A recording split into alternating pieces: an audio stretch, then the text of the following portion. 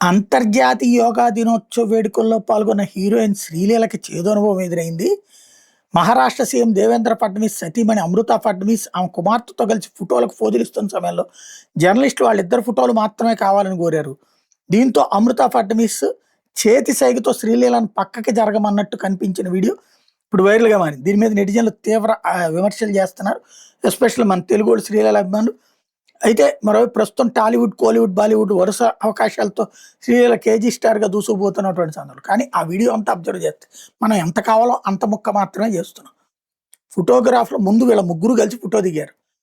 ఆ తర్వాత ఫోటోగ్రాఫర్లు మీ అమ్మ కూతుళ్ళు ఫోటో తీద్దాం అనుకుంటున్నామంటే మర్యాదగా అక్కడ కూర్చోండమ్మా అని చెప్పింది.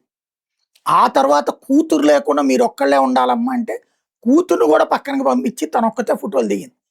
అది ఫోటోగ్రాఫర్లు అడిగిన ఈవెంట్లో జరిగినటువంటి వ్యవహారం. శ్రీలీలే ఫీల్ కాలేదు, కానీ చాలామంది ఫీల్ అవుతున్నారు.